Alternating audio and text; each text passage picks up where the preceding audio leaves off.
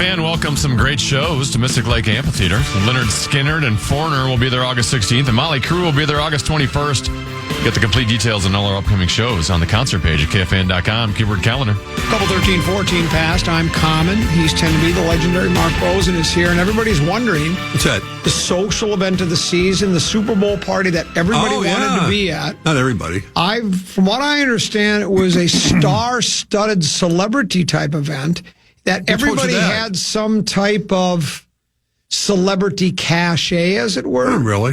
That's not what I heard. From who? I can't say. I have people. You're not the only one at the party that I knew. I mean, I don't run in the same circles you do. I get it. I didn't even know who was going to be there. You run with the beautiful people. I run with the Steelers guy, the Bill Bates guys, the Vomit guys. Oh, don't even get... No. Those are the people I run with. But right. How was it? Better than the game. You're another guy that didn't like the... what was wrong with the game? We witnessed the greatest defensive performance in the history of the Super Bowl. Come on. Well, there's never been tell me when there's been a better defensive effort. Ravens. It's not like Seattle. Seattle's defense was terrific. New England's offense was awful. We watched a different game. We did, because Drake May couldn't complete a 6-yard out pattern, is what I'm saying. He looked like J.J. McCarthy did early in the season. I'm not taking anything away from Seattle, but New England was really hard to watch. They couldn't do anything. They couldn't. I thought it was the best big game we've had in 25 years, because I like defense. I like defense too, but I also like to see competent quarterback play. Did you see the pressure he was under the entire game? He would drop back to pass. He had a guy in his face within a half a second almost. Nobody could have quarterbacked. He had time to throw at times. A different quarterback you think would have made a difference? I don't know. I'm just saying Drake May had a miserable postseason and didn't play well. He was fortunate. They played the Chargers. Then C.J. Stroud had arguably maybe even a worse game than Drake May. I thought the Texans were going to beat New England. But C.J. Stroud decided to throw the ball to the opponents pretty much the entire game, and that's why New England won that game. And I thought the Texans were a better team, but you can't take it that New England beat them. But C.J. Stroud was awful.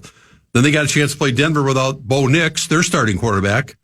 I mean, they had the breaks and they put themselves in that position. But I mean, I want to give, of course, I want to give credit to Seattle's defense. New England's defense played pretty well, but you can't tell me that Drake May he was shaking his head. I mean, he was throwing balls even when they had, we talked about it during the course of the J.J. McCarthy early season.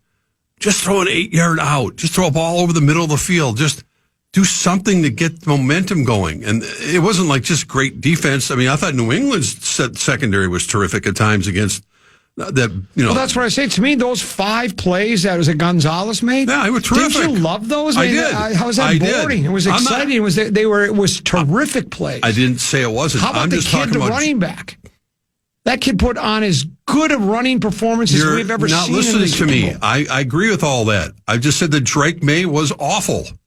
Oh, I was talking about the boring part, because you said the party was more exciting in the game. I thought the game was really good. It had its moments. I mean, I'm glad glad New England came back, and I didn't really care who won. I wanted, I guess deep down, I was really happy for Sam Darnold. I just wanted to see a better game. I mean, a closer game. And New England never really made it feel like they were going to be competitive. And that was the problem with, and this is the problem. And there was a whole period of time, I think, in Super Bowls where people go, oh man, the game was just awful. The letdown after, the build up. Well, you got one game. This isn't, you think about the popularity of the National Football League, which has no peer in terms of in this country, as we know, of the viewership. And compare that, because it's one game, that's it, with arguably one of the most scintillating World Series that we've ever seen last year, when people are going, that's baseball, 162 games, the Dodgers and Toronto, people remember that Game 7, the thrills and chills, the whole series, put the Super Bowl to shame in terms of what that game was like and on the edge of your seat. There was never an edge of your seat moment in this game. And that happens. And it's not the reflection on the league. I thought the Rams game against Seattle was phenomenal. The Rams maybe could have won that game, but we saw some great games in the championship series. But the Super Bowl I thought it was just, that's all. And that's okay. But that's just the way it went. Drake May was not good. It wasn't just the defense. He was not good. Seattle's defensive performance in Super Bowl 60 ranks among the best in NFL history, widely considered a top 3 performance since 2006. The dark side defense secured an A-plus grade for holding the Patriots to 13 points, 6 sacks, hard to complete passes when you're lying on your back. And also turning the ball over. It happens. It happened. It happened the entire postseason for Drake May. He had 8 turnovers. Sam Darnold had 0. And you can't turn the ball over as much as Drake May did. And those are all on me. Not all of them, but certainly the lion's share was. If you think Drake May played as well as he could have played, it's the convenient. It's Sam Darnold's fault that the Vikings didn't win their game against the Lions last year. It's Kwesi Adolfo-Mensah's fault that we had this. Everybody has a scapegoat, so now it's Drake May if he plays better. I just think the whole thing. New England was. Maybe the coach should have come up with a better way to roll them out and scram. Maybe he should have run more. Maybe they should have. And I think they were trying. They had his moments like that. I just thought the moment was too big for him against a great defensive team. He just did not look good. And if you thought there was a moment in that game where there was a rhythm or there was. After he completed the 2 passes, they got a touch and make a 19-7. He threw a couple of more nice passes. Then he did throw. They were starting to move. Even Collinsworth said they're starting to find a rhythm. Then he threw an interception. And then he threw a bad pass. That was his MO for pretty much the whole game. I guess I wasn't watching the same game. No, you probably weren't watching. Yeah. Well, trust me, I was watching. Okay. I'm shocked. Well, I even saw where they ranked the lineman for New England, and he had one of the worst rankings left ever. Tackle. Yeah, was it left tackle? I think so. So is that Drake May's fault that the tackle? It sounds like he was playing hurt too. Yeah, they revealed after. There were plenty of times when he went back to pass, and Seattle does that. Their blitzing was terrific. Witherspoon, is that his name? He was in his face before he had a chance to even look over his shoulder. But there were plenty of other opportunities, is what I'm saying, in the course of the game, and it just didn't work out that way. And that's the nature of having one game. That's why they call it the Super Bowl. It's not the World Series. It's not 4-7. Yeah. This one says, I agree with Mark. May didn't look good. The second-year player looked not ready. High time for the Patriots to move on and try to get a veteran like Rodgers or Cousins. I think he agrees with you. I think that's tongue-in-cheek. This one says, Rosen, another guy who needs a 48-56 game. That was a fantastic game. Apparently everyone forgot how awful Patrick Mahomes looked against the Eagles defense. Funny, same thing. It was the same pattern. It was a thing of beauty watching the defense. Frustrated covers. It was great. Receivers, frustrated cover receivers sacked behind the line of scrimmage. What's that called? Oh, yeah, it's football. It is. I like defense, I guess, more than I don't like necessarily 48-44 games either. But you mentioned the greatest defense. I don't remember. I'd have to go back and look at the Ravens. I just thought that they were, and Seattle has put together a phenomenal roster. Every draft pick they've hit on in the last couple of years with the general manager, and they're all contributed. And it just, I was saying I expected more. I wanted more out of the game. That's all. I'm not. Okay, let's move on to the party. Yeah, how exciting was that? It must have been awfully exciting then. Well, it was fun. It was. Now you were on level 3. That's right. That's supposedly the quiet place where people. Did you have to raise your hand if you wanted to speak? No. People were talking. It didn't bother. But we had assigned seats up there and sort of. Assigned seats? Well, there's only like 7-8 people up there that with the TV up there. What kind of seats were they? I'm sure. Were they? Andy, I'm sure you mentioned it was Andy's recliners? House. You probably mentioned it was Andy's house. Did you not? No. Oh, I thought you did. Okay. No. Andy Kaufman? No, he's dead. Okay. Andy Luger. Oh. Did you have any moment where someone was sitting in your assigned seat and you had that awkward moment of having to kick them out of your assigned seat? Came close with Amy Klobuchar. I told her to. Oh, another beautiful person. Butt out of my way. Who were some of the other beautiful people that were there? Well, I didn't go down. Alan Page? No, Alan Page was not there. But you laugh. I didn't go downstairs until we were ready to leave. Was Karn with you or was she downstairs? Karn was with me. Oh, she didn't want to talk either. Well, but we did. We kept. It was one of those things where you're having a conversation where we weren't. we talk, you absorb the commercials. Everybody was riveted to the halftime show. And then, the game itself. But, at that point, it's having our little, our chili and our snacks. And my 25-year boycott of not watching the halftime show continued again this year. Did not watch a second of it. Oh, congratulations. Thank you. Nobody cares. No. And nobody cares that your party was riveted to it. Well, I'm just saying that people. You asked me what people were like. I know. I'm just saying. 25 years. I know you said like you're proud of the fact that you watch it. I am proud. You missed some of the greatest halftime shows. Then, I mean, Prince. You didn't see Prince's halftime show? Oh. I heard he sang in the rain. Oh, for a music guy, that's really disappointing. That you didn't watch our guy. It's not really music, though. It's just more of an. What? It's. It was one of the greatest theatrical. Play some medleys, and then I know what happened. He started singing "Purple Rain" and it started to rain. God, that's it. Foisted rain down upon him. Well, I mean, you're a sourpuss. What can I say? Enjoy. I didn't watch any of the Super Bowl halftime shows. I never do. Plus, baby brother Peter called during halftime, so I was focused on. Well, I understand. And we were talking golf. Well, of course you were. Did you see Hideki Matsuyama? I told Teneby this yesterday. This is what I told Teneby. I said, if my life would have depended upon someone hitting it into the fairway on the 72nd hole of the tournament, I would have selected Teneby before Hideki Matsuyama. He only hit 2 fairways the entire final round. It was just.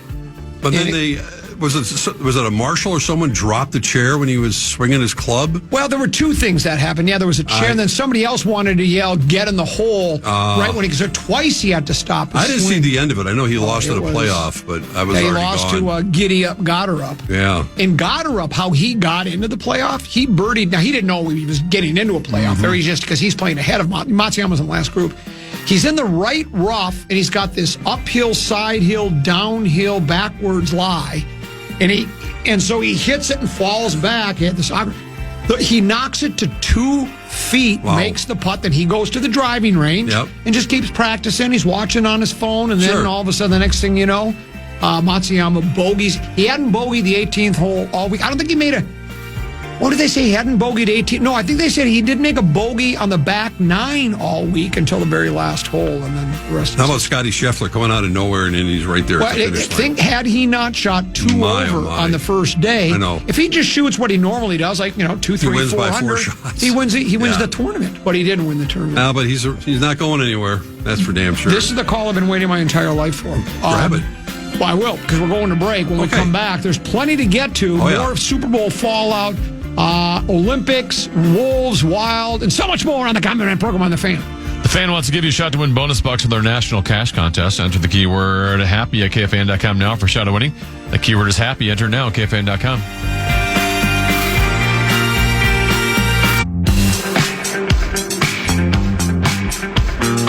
Every game is a big game when it's Wild hockey. Feel the intensity and excitement at Grand Casino Arena this season. Get your tickets today at wild.com/tickets.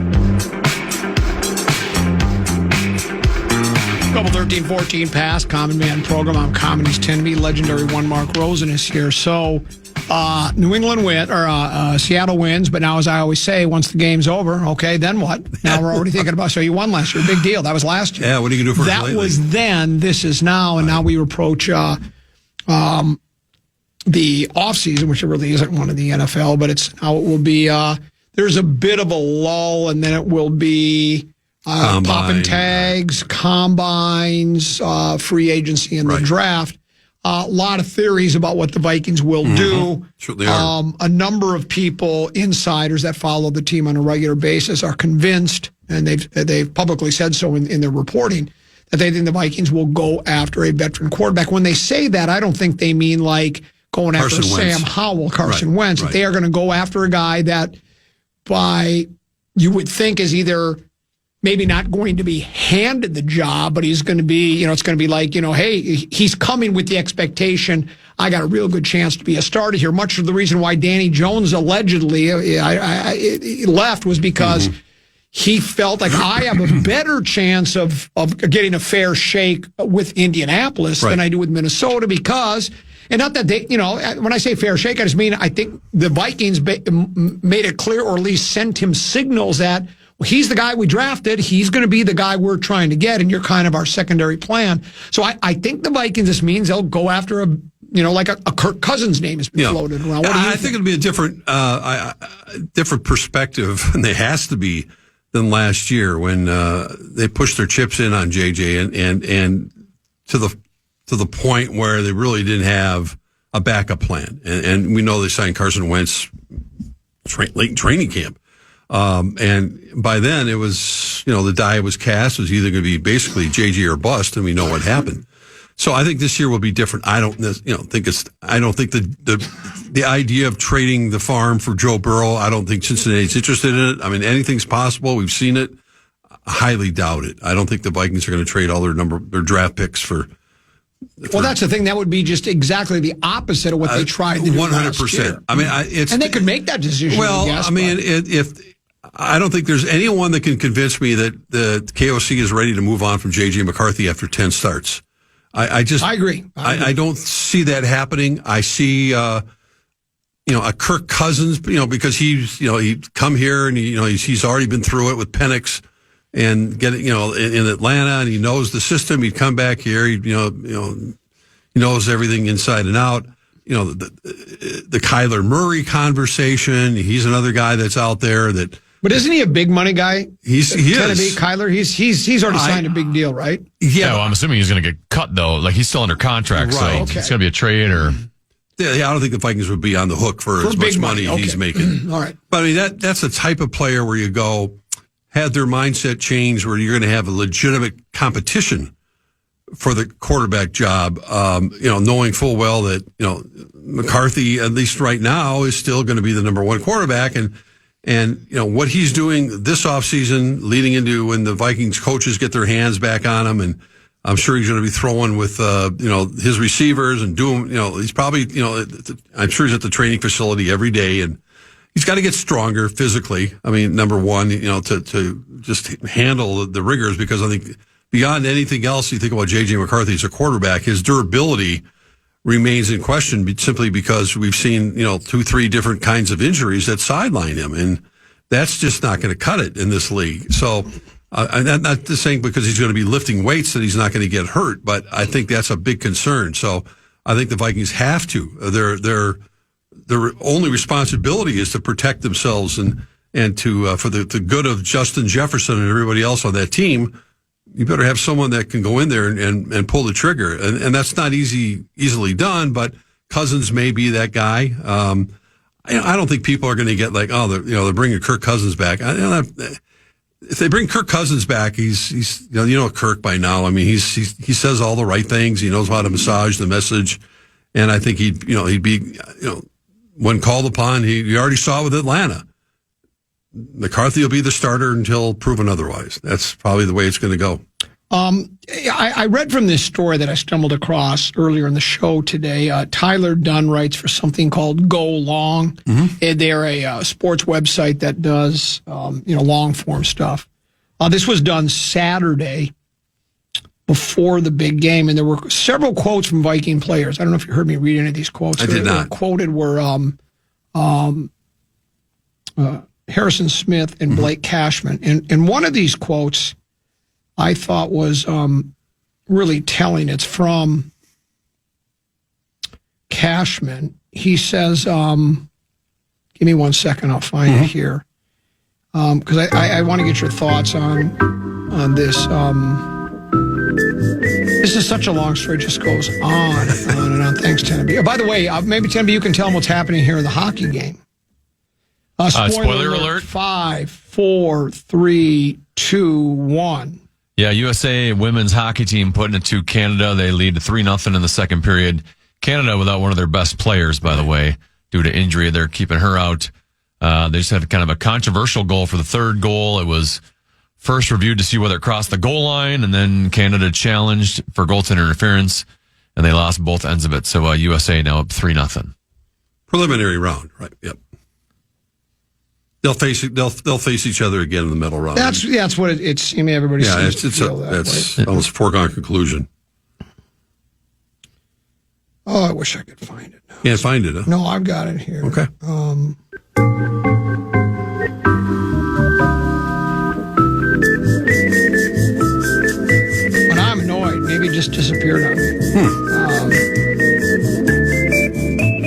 of Vikings spoke out on the state of the team or last year or McCarthy. Well, just about.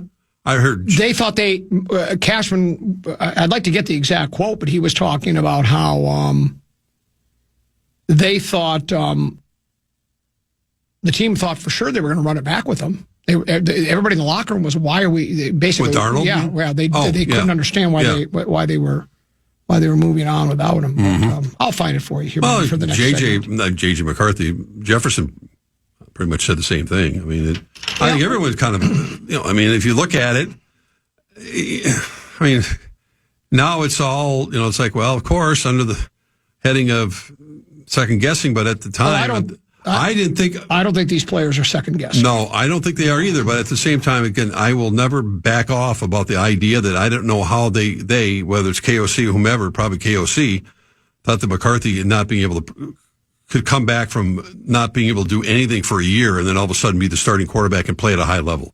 And I'm still amazed that they had a guy perform a 14-3 record and then let him go. To me, that's even more astonishing to me. I don't know how you do that.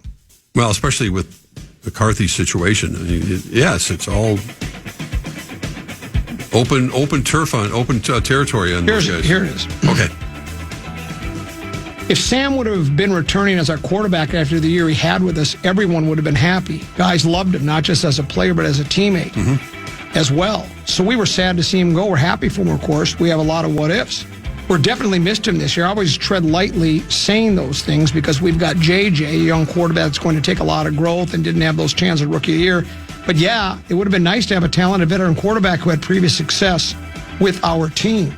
He says, teams move on faster from players and coaches than maybe even people in the front office quicker than they should because they think the grass is greener. But it's not always the case, and I think teams like us sometimes pay that price. So yeah, it was. The price was the team right wanted him back, Sam. and they decided. The front office / coaching staff decided not to.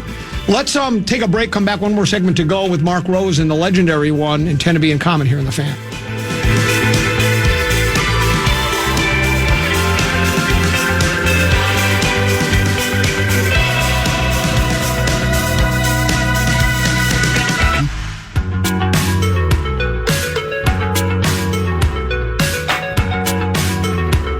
This one. I like this.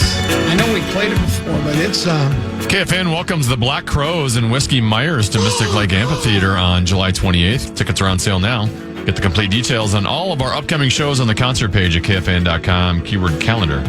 What's the name of this one, Tenry? It's got a name. This is called 124. 124, 25 or 624. Couple 13, 14 pass, a lot of numbers there.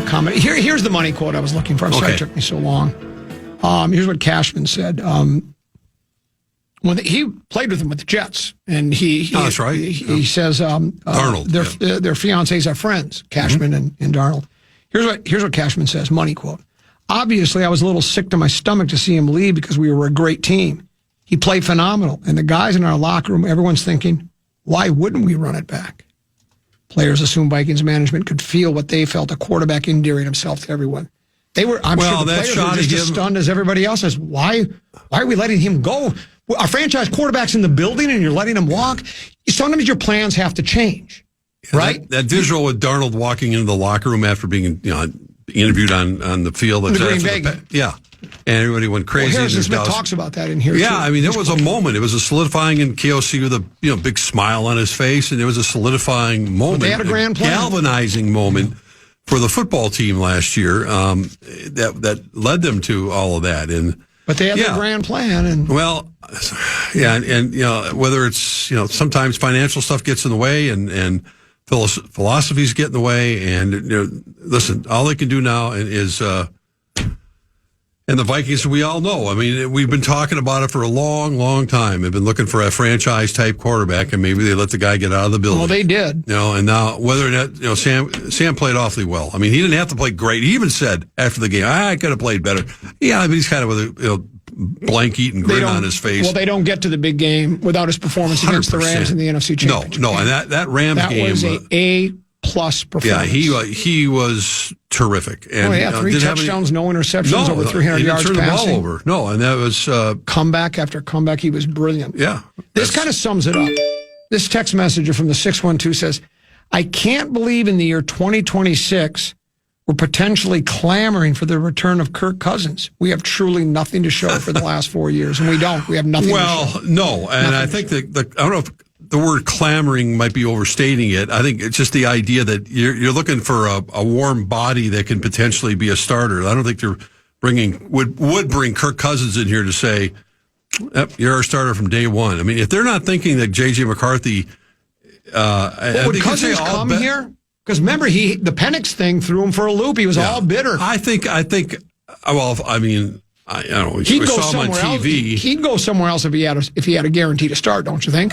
Probably. I don't think he had the leverage he once did. No, he doesn't. And I think that the comfort factor and what he's gone through already, would enable him to say, I'll come back and do my thing here without, ruffling. He's not the type of guy that's going to ruffle feathers and say, I deserve to start. But what I mean is, what if another team out there, forget the Vikings, what if the New York Jets or, you name the team, said, hey, we'd like to sign you as a starting quarterback? I don't know how to answer that. I think I think maybe not. Maybe he's changed his mind over the past couple of years because he didn't like it, or maybe he's resigned to the fact that maybe he's not a starter anymore. But I don't think he feels that. But I don't know. I haven't talked to him. So. No, I don't. I mean, you saw him on the broadcast, and he's, I think someone asked him about the Vikings, and he kind of had that grin on his face. You never know. You never eliminate anything, and. We know this list of quarterbacks that are out there, and there's, unless you're going to make a big move, I don't know what we can say. I mean, I don't know how you don't kick the tires again on JJ, and it's up to him. I think they will. Yeah, well, I just don't know what else. Yeah, I mean, you're not going to. What are you going to? You're going to trade him? You're going to give up on him? I mean, you have to play him, but you better have a damn good backup plan that is more than Max Brosmer or Carson Wentz, and that's. We've seen that before, and most of these teams in the NFL don't have those types of quarterbacks that are going to be able to step right in. Look what happened to Denver. Yeah. In the biggest game of the year, and unfortunately they had to hand the reins over to somebody that under really tough weather conditions that just wasn't probably going to get the job done. But I mean, McCarthy's got. I mean, it's. Until he starts playing at that level, there's nothing else there's not a damn thing anybody can say between now and September that's going to change anyone's mind about where J.J. McCarthy is right now. He's not playing any games between now and then. So until further notice, it's a work in progress, and a big work in progress. And then if it doesn't work this year, then I don't know what they do. Wolves, hit rock bottom over the weekend. They lose to whoever they lost to. I think it was Memphis it was Memphis first. Rudy Gobert calls the club out. I mean, he front and center basically says the Pelicans game. I think we're not playing. Yeah, New Orleans. We're not playing any defense. Right. I could read the quotes, but I think most people are aware of them.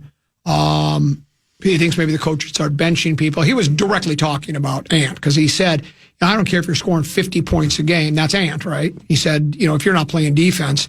The reports by Chris Hine and Krasinski and all the others that cover the team say they weren't playing defense. They were just it was basically like they were playing a pickup basketball game in which they had no interest. Then the next game they didn't do any. After they blew a lead, they didn't give it any more effort than that. Now last night they won, and I get that it's not. I think it is probably it's not just the Wolves. It's all across the league. Right. There was a friend of mine sent me a screenshot where there was a quote from LeBron after the loss to the Thunder. He says, "We can't sustain energy and effort for 48 minutes. They can." Well, why can't you? It's because you don't try. I think the league is almost an unwatchable product until it gets to the playoffs. Once the playoffs, it's exciting. Come play. I mean, those series that the Wolves had in the Western Conference playoffs the last 2 years, right, where they got out of the first round, the second round. Now the conference finals were awful for them. They lost 4 games to 1 both times, but they were exciting basketball. But the regular season is literally, for the most part, a waste of time. Occasionally. You get, like when OKC and Minnesota went at it, about a week and a half ago, 2 weeks ago? Phenomenal game, yeah. It was phenomenal. Two teams that decided. Denver, it's a fun game. Yeah, decided we're playing an equal to us, so we're going to give it everything we've got. So those games are, I guess, worthwhile. I just think Barkley has said it a bunch. Everybody has. It's just, it's disrespectful to the fans of the game. That's the key thing, Common, because, it's the old famous Joe DiMaggio quote about, why are you going out there busting your chops? And he's in the middle of playing how many games in a row? And he goes, well, there might be some kid out there in left field that's never seen me play. I want to make sure he leaves with a good impression. Correct. Something to that effect. Right. Well, I don't think you see a lot of that. When, now Sunday afternoon was a perfect example. Now, Kawhi Leonard turned the clock back about 10 years, and Clippers are playing awfully well, but they came in here and just did a number on the Wolves, and they looked disinterested, they looked discombobulated, all the things that had happened, it was just worse than that on Sunday. Now, I had a feeling they were going to come back because they had come back the next night, which was last night, and put up 81 points in the first half. And Jaden McDaniels, who was totally invisible in the game before, played like you expect Jaden McDaniels to play. And the new kid from the Bulls, Dosunmu, looked really good. I mean, he looks like a player that's going to get he played 30 minutes last night and 21 points. He's exactly the type of player that, they had with the guy who was playing for Atlanta last night, Alexander Walker, who was really good last night as well. But, yeah, I mean, you kind of just shake your head, shrug your shoulders, and you realize they got one more game to go tomorrow night for the All-Star break, and Lord knows what they're expecting that one. They're playing here against Portland tomorrow night. But as you mentioned, if you look at the top-heavy standings in the West, most of those teams, I think Denver, even OKC, of course, is playing without SGA right now. I think they're 5-5 in their last 10. But you got a lot of teams that are 6-4, 5-5 in their last 10 games, including the Wolves. So they're just kind of treading water and for now. And I think the league does have there's a problem. We know there are players that take maintenance and take nights off, and other players that just feel like going through the motions. And Finch has got to be a coach in the NBA. Good luck to try to keep these guys motivated that highly. But you owe it to the fans. You're absolutely right. I mean, you go out there, people are paying really good money. The ticket prices are even going up next year to go watch this, and you expect to see at least an honest day's work, as they say. But that's kind of on the league as well, because there's not a big reward, big incentive to, if you finish fourth, finish sixth, finish second. I mean, it doesn't really matter. You can win on the road just as easily in the postseason and playoff games. So I think we're going to see a lot more of that. In fact, you see teams that are probably going to be tanking pretty soon, even though they have the lottery, that are putting themselves in position to have a better chance to get a number one draft pick. And there'll be a lot of that going on the last 2 months of the season. But, I like the move they made. I think that they had to get some extra scoring off the bench. And I think they did that in a little defense. And, now we'll see if Randall can be consistent. McDaniels can be consistent. Dante DiVincenzo, his shooting is hot and cold all the time. Hustles on defense all the time, but and Anthony's Anthony. He's gonna give you 30 points every night. But can he stop the other guy from scoring 30 points? So I mean, it's the same old story. I mean, it's just reading Johnny Krasinski, Johnny Athletic, and he will come postseason. Because that's what he always does. Of course he does. Come postseason, they're going to be in the mix, and they're going to play really well. I just think it's a disservice to the customers. I think it's wrong, and and it's not just the Wolves; it's all across the league. They don't care.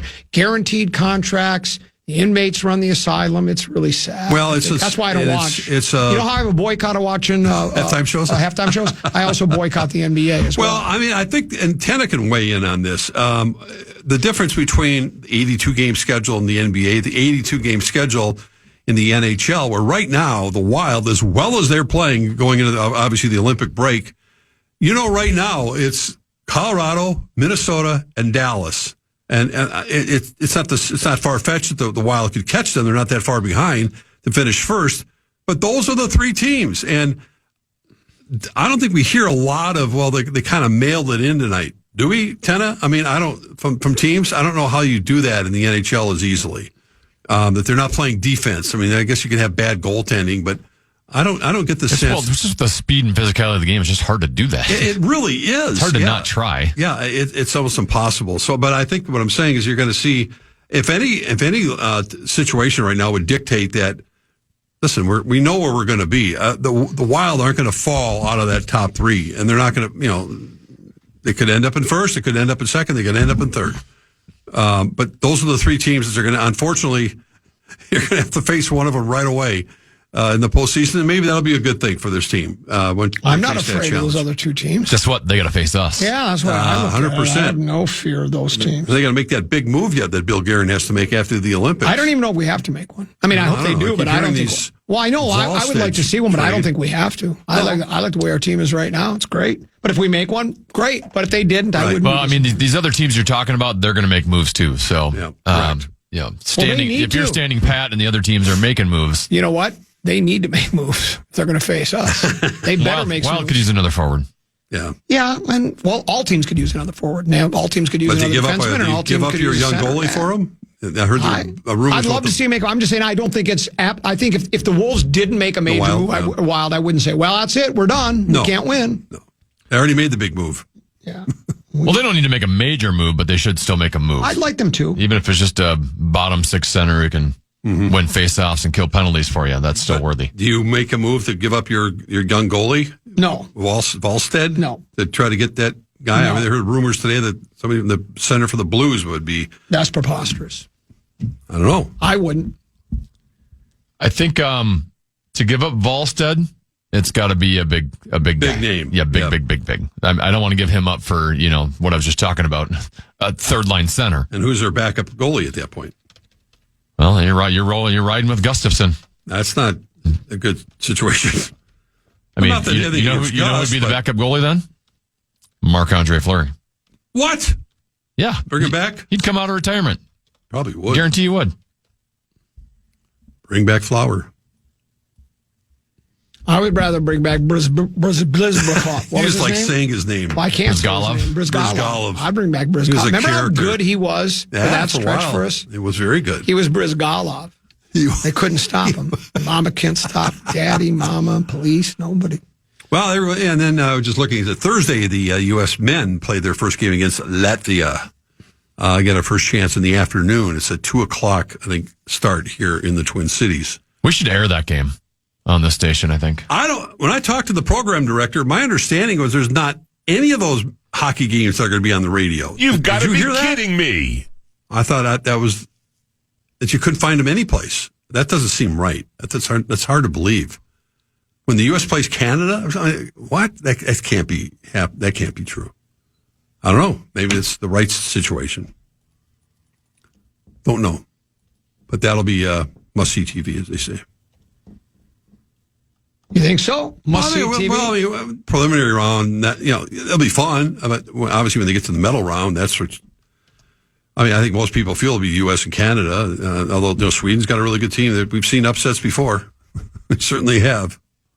Got another one of those text messages, Tinneby.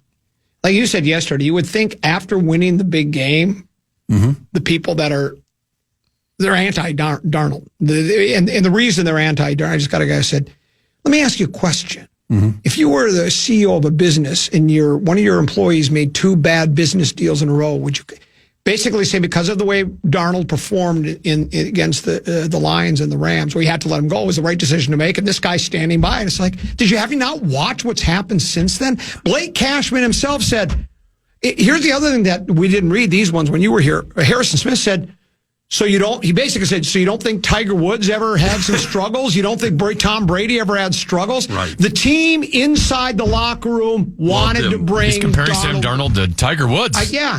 They wanted to bring Darnold back. Darnold single-handedly almost beat the Rams in the NFC Championship game. Is he the best quarterback in the league of all time? No. He should be with the Vikings. The Vikings just admit, but people don't want to admit it because that means that their favorite team blew it and they're worse. Oh, no, we made the right decision. No, they made the wrong decision. Well, he had the one bad game. He had a shaky game against the Lions. The Rams game, he got buried under an avalanche because their offensive line. I mean, and let's face it, the Vikings were not as good as Seattle was this year overall. They just weren't. No, they didn't have the running backs. They don't have a Walker. They have the wide receiver that's as good as Seattle's wide receiver or better, but certainly equal to. but their offensive line wasn't as good. And Darnold had opportunities, and he took advantage of it. He had one bad game, unfortunately, it was against the Lions. It cost him, home field advantage for the whole playoffs, which is still hard to imagine.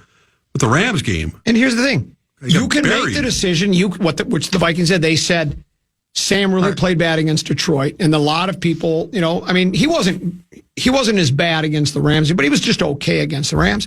And you can make that decision like a lot of these text messengers have. And a lot of these emailers have that want to say, nope, the Vikings still made the right decision. Okay. Seattle's got a Super Bowl. They're having a parade tomorrow. We don't have a starting quarterback to speak of right now. So you tell me who made the right decision. The Vikings were counting a little bit more on because I think they knew the financial dynamics of what Darnold's contract were going to be, that Danny Jones was the guy that I think they really wanted to stay here, and then Well, then they should have told Jones he had a chance to win the starting job, but Danny Jones didn't think he had a chance to. Well, they were using Danny Jones as an insurance policy. Correct. Danny Jones didn't want to be an insurance policy. He saw Indianapolis. They had Anthony Richardson, and he had him 8-1. Yeah, he had him 8-1 until he got hurt. Well, because the Vikings wanted to keep him, he should have stayed. I want to start. Again, I don't have a chance here. The miscalculation that they thought JJ, after missing an entire year, was going to be able to just come galloping into. That's one miscalculation. The other miscalculation they made is they thought Sam Darnold would do what he did next. They miscalculated Sam Darnold. That's what they did. He was brilliant this year for the most part. Well, but the reason they did that is because they thought JJ was going to be ready. And he was not, clearly was not ready after missing the entire rookie season. Well, that's two things they screwed up on then. Well, and they let Jones go. That's three. That's 3 strikes, you're out. Yeah. Well, Kwesi's out. Yeah. When you get bandages all over your hands, what'd you do? I have some kind of a fungus or what? Yeah, it's not funny. I don't like it. My hands are always bleeding, and it's bad, and the dermatologist can't figure it out. Seriously? So, yeah. Because you're just talking about golf clubs. I've had this for 2 years. Doesn't affect your golf swing, does it? I don't know. I'm just asking. Well, no, it doesn't. I put Band-Aids on it to protect it because they cut open and they bleed all over. Yeah, sorry. I got a solution to that. Yeah. I'm just curious. I've never seen you with the bandages. Well, I have them on every day. Must be hiding your hands. We're not all privy to the health care you get, Rosie. Yeah, I don't have privy to the health care I get. I don't have like 5. You have a cardiologist. You have a physio. You've got the fitness king. You got ID. You got everything. I don't. I'm not asking anybody to feel sorry for me, but I have a skin condition. They can't figure out what it is. That's not good. I think it might be flesh-eating bacteria, but I don't know. So it's good knowing you. Anyways, I'll take care of yourself. I don't understand people.